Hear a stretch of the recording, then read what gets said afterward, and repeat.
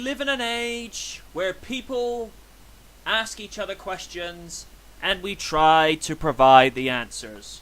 Just like I'm doing with yours truly, MJ Knight, with 7 questions from you, my subscribers, my fans, my buddies. I will try to give you 7 answers as best I can.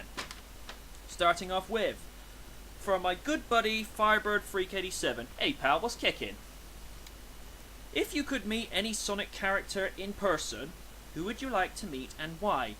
And he also states, and no, it cannot be either Sonic or Sally.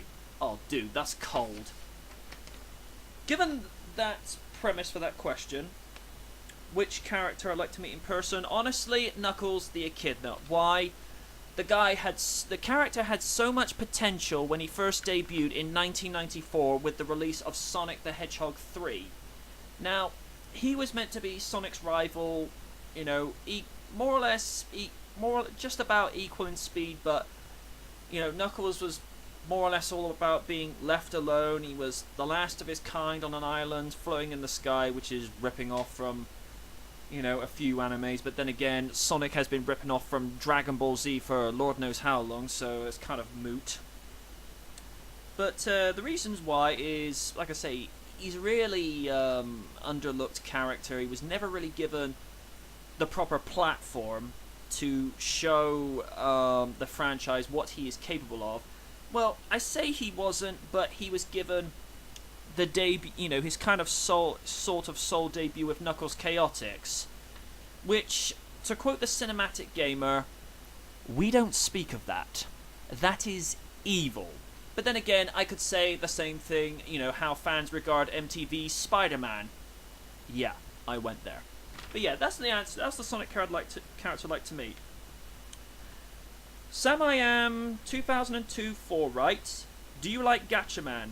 In close brackets G-Force. Now, I've got a little bit of information about this from my brother, the random DCE. It's, you know, from what he tells me, it's Battle of the Planets. Now, I've seen a few clips of Battle of the Planets. It's okay. It's not my particular shtick. If you like it, that's great, but me, I haven't really seen enough of it to merit an opinion, so I can't really fully answer your question there, pal. Sorry about that. Question 3 is directed from Jaguar 265. Hey pal, what's new? Hey pal, what's cool? Do you remember the future?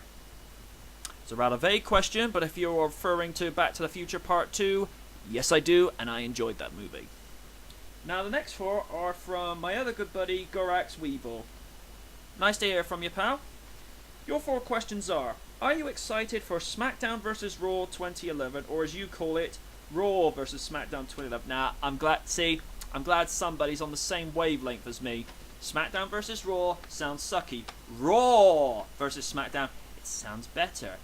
It's one of those little X factors. Not the crappy reality show. I'm talking about the actual adjective, that thing that you can't put really a definition or a name to it, but you know it's there, and it's that spark. To answer this question, am I excited? It's about the only thing of WWE at the moment that doesn't suck. Yeah, I went there. Considering Raw vs. Smackdown 2010 was such a decent game, because it was such a vast improvement upon 2008. I know 2009 was a decent game, but I never actually owned the game properly. But 2010 was a decent game, and I really hope that they could just continue to build on that and make the control system, you know, as greatly improved as it was with last year. So, to answer your question, yes. Here, question 5, he writes, do you think Laycore are stupid and their bullshit has to stop? I could not agree more. See, this is why, you know, WWE is having so many of its former viewers switch off, because when you get these two complete jackassettes, you know, I don't know if that's a coinage, but there it is now, jackassettes, you know, parading around like they do, like they're WWE's equivalent of Paris Hilton and Lindsay Lohan. Yeah, I really think it's weak writing, the idea of co-women's champions. I mean, the only time co-champions has ever really worked was when they did the story with China and Chris Jericho from a decade ago. I mean, that actually worked, but this is just stupid. You know what the really disappointing thing is? Both of them are talented athletes, and you know, they could, with a little bit of better directing, they could be decent actors as well. But it's just the storylines that they are put in, you know. And poor Melina has been, you know, the butt of the jokes in this storyline with them. It's one of the reasons why I'm switching off from WWE these days, and I'd like to make an announcement. After WrestleMania 27, I will no longer be doing main event night Skype panels or main event night episodes covering new pay-per-views, because quite honestly,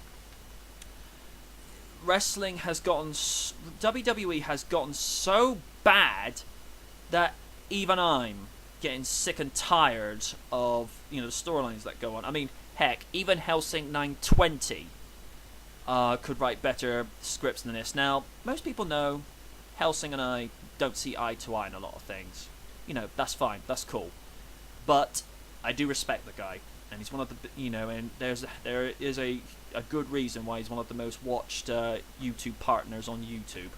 But that aside, so yeah, after Mania 27, no more new episodes regarding new pay-per-views, but I will be keeping main event night active, but I will be covering classic pay-per-views back when, you know, looking at pay-per-views when WWE had a clue. I think you all know where I'm coming from on that one. Question 6. What was your whole take on this whole video game war? Right, I'm not going to get too much into this because I think it's merely a case of to each their own. You know, if you like a 360, great. If you like a PS3, that's fine. If you like the Wii, that's fine. But one thing that people do not like is how people will try and force it down other people's throats, saying the 360's better, or the PS3's better, or the Wii's better. I mean, I like my 360. You know, I get what I want out of it. It suits my gaming needs. You know, if there's people out there that prefer the Wii, you know, that's cool. You know, more power to you. But in terms of video game wars, I'm not going to get onto it because, quite honestly, I think it's petty. And his final question. Which sports movie do you think is better? Legendary, Miracle, We Are Marshall, or The Longest Yard? Now, if you're referring to The Longest Yard, that is the remake starring Adam Sandler and Chris Rock, then it's a decent, comedic, fresh take on the story of The Longest Yard. I mean, I know enough about the basic premise of The Longest Yard is that ex-football player, you know, commits wrong in life, gets put in jail, gets respect from the you know, the fellow prisoners. They form a team to face the guards. Player has attack of conscience and decides to do right by the team, and they win the game. I mean, it's the same thing that was repeated in the Meme Machine. I mean, in fairness, I mean, yeah, you know, the Meme Machine was more or less a. Some could argue it's an influence. Some could see it as a copy, but for what it was a decent movie. And Jason Statham as the monk, good lord, that has to be some of the most amusing. That has to be some of the most amusing segments of the movie. I mean, not knocking the movie at all. It's a great movie starring Vinnie Jones in his natural element, playing football. You know, European football, not American football. But you know, if you're talking about Longest Yard, the original, I haven't seen it, so I can't really merit an opinion. As I said, for those other movies, I haven't seen them, so I cannot really give you a direct answer. But as I said, if you talk about Longest Yard remake, decent movie. Well, okay, guys, those have been your 7 answers to the 7 questions you have put before me this week. That's it for episode 6. You know the usual drill. PM me, channel message me, or leave a question in the comments below. But until next time, MJ Knight saying class Q&A out.